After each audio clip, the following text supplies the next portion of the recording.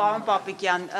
չնայած դուք հերքում եք, որ սա նախընտրական քայլ չի, բայց այդուհանդերձ տեսեք, դուք որոշել եք նախագծով, որ ամռանն է դա արվել, այսինքն ընտրություններից հետո զորակոչի ժամանակ, բայց փոխվեց միանգամից Նիկոլ Փաշինյանը մի օր որոշեց, որ դա լինելու է ձմռան զորակոչի ժամանակ։ Այստեղ այլ կարծիք կարող է լինել, եթե ոչ նախընտրական, սա տեղավորվում է նախընտրական այդ քարոզարշավի մեջ։ Իհարկե կարող է, որովհետև մեր հանրության արձագանքներն ենք հաշվի առել, անկեղծ ասած, ի տարբերություն գործող զինծառայողների վրա տարածելուց, այն ինչ հիմա մենք արել ենք, այսինքն հունվարի 1-ից ուժի մեջ մտցնելը կամ օրենքը այդ ձևով անցկացնելը, նրա մասին է, որ եթե հունիսին դա տեղի ունենար եւ դրա մասին արդեն խոսակցությունները կային նոյեմբերից, դա կլիներ հունվարի 1-ից հետո բանակ գնացողների համար անարդար։ Ու երբ կար հնարավորությունը հաշվարկները մեզ թույլ էին տալիս դա անել ավելի վաղ, բնականաբար մենք լսելով, անսալով մեր հասարակության մտահոգություններին, խնդրանքներին, նախագիծը չենք քննարկել, ներողություն, նախագիծը շրջանառել էինք, նախագիծը շրջանառելուց հետո երբ դրվել է ի դրաֆտ համակարգում, երբ մարդիկ սկսել են դրա մասին կարծիքներ հայտնել, քննարկումներ, նամակներ տարբեր, բնականաբար մեզ համար էլ ակնհայտ է դարձել, որ շատ ավելի ճիշտ կլինի, եթե մենք դա անենք հունվարի 1-ից, եւ մենք այդ որոշմանը հանգել ենք եւ վարչապետը դրա մասին հայտարարել։ Պարոն Պապիկյան, իսկ հունվարից նախատեսված է սպայական աշխատողների աշխատավարձի բարձրացում։ Հունվարի 1-ից աշխատավարձի բարձրացում։ Հարգելի գործընկերներ, ատեստացիոն համակարգը ներդրված է, այն ընթացքի մեջ է եւ կարծում եմ դրանից լավ աշխատավարձի բարձրացման հնարավորություն չի կարող լինել։ Ինչ եք անում կոռուպցիոն ռիսկերը նվազեցնելու համար, բավականին լուրջ պաշտոնատրանցիկ ներգրաված են եղել ատեստավորման ոլորտում, շահագրգիռ մարդկանց կազմակերպել, որպեսզի գնան եւ ուր են հիմա նրանք, աթորին են, բայց ինչ եք անում մնացած ոլորտներում զսպելու։ Կարծում եմ մեր հետեւողականությունը նրա մասին է, որ մենք այս հարցում շատ լուրջ ենք տրամադրված, շատ հետեւողական ենք եւ բնականաբար այստեղ ներում չի լինելու ոչ մեկին։ Պարոն Պապիկյան, դուք նշել եք, որ բյուջեով գումար է հատկացվել բանակի կերպափոխման համար, ռազմաարդյունաբերության համար, զենքերի գնման համար, բայց Փաշինյանը օրերս նշեց, որ պարտք է վերցվել եւ ամբողջապես միանգամից զենք գնելու համար։ Հիմա բյուջեից է նախատեսվել, թե պարտք է վերցվել։ Հարգելի գործընկերներ, եթե անգամ ֆինանսական միջոցները պարտքի միջոցով են ներգրավում ֆինանսների նախարարության միջոցով, դա տրամադրվում է ընդհանուր բյուջեի շրջանակներում։ Այսինքն այստեղ հակասող բան չկա։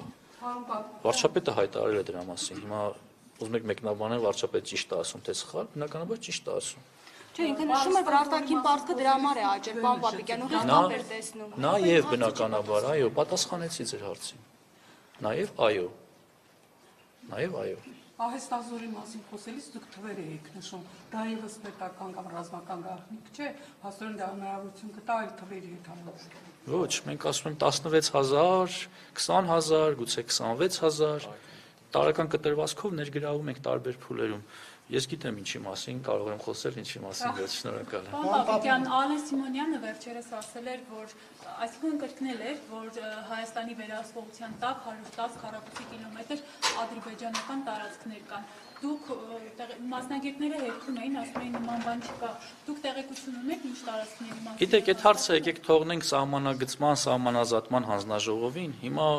խոսել մի բանի մասին, որը սահմանազատման ու սահմանագծման հանձնաժողովը պիտի աշխատի, կարծում եմ հիմա ազգային ժողովի նախագահը եթե թվերը հայտարարել, ուրեմն դրա համար ունի բավարար հիմքեր, շնորհակալ եմ։ Պարոն նախարար, 27 տարին լրացած եւ Հայաստանում չգտնվող տղաների հետ կապված ինչ առաջարկում, որովհետեւ այն նախորդ օրենքը կարծեք թե ժամկետը անցել է, հիմա իրանք չեն կարողանում վերադառնալ։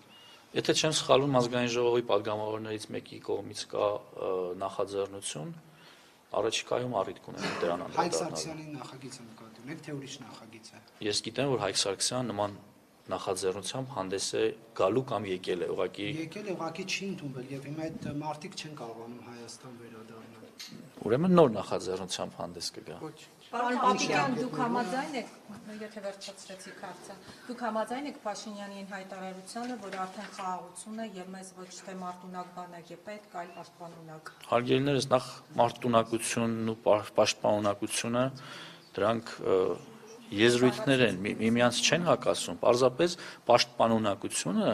արտացոլում է մեր երկրի սուվերեն տարածքը պաշտպանելը, ինչը շատ ավելի լավ ու ճիշտ տերմին է։ Պապիկյան, դուք վտանգ չեք տեսնում, որ հնարավոր է սահմանադրական։ Բայց դուք երկրորդ հարցն եք տալի, ես երկրորդ հարցին չեմ պատասխանում։ Դուք ժողովրդավար չեք։ Ժողովրդավարությունը հիմա խոսքը պիտի տա ազատությանը։ Դուք խոսեցիք այս սուվերեն տարածքի մասին խոսեցիք, Հայաստանի սուվերեն տարածքը Ադրբեջանի տարածքից մի զգալի հատված Ադրբեջանի վերահսկողության տակ է անցել, ամենաշատ ինքնիշխանության պաշտպանությունից խոսող քաղաքացիական պայմանագրի իշխանության պայմաններում։ Տնեք հետաքրքիր է,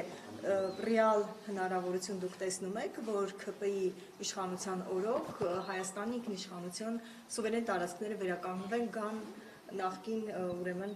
դիրքին։ Իհարկե տեսնում։ Ինչով եք տեսնում, կարող եք մանրամասնել, հասկանանք, որովհետև Սահմանագծման եւ սահմանազատման հանձնաժողովի աշխատանքի միջոցով։ դուք վստահ եք, որ Հայաստանի ադրբեջանական զորքերը Ադրբեջանից ադրբեջանական զորքերը հեռավորել Հայաստանի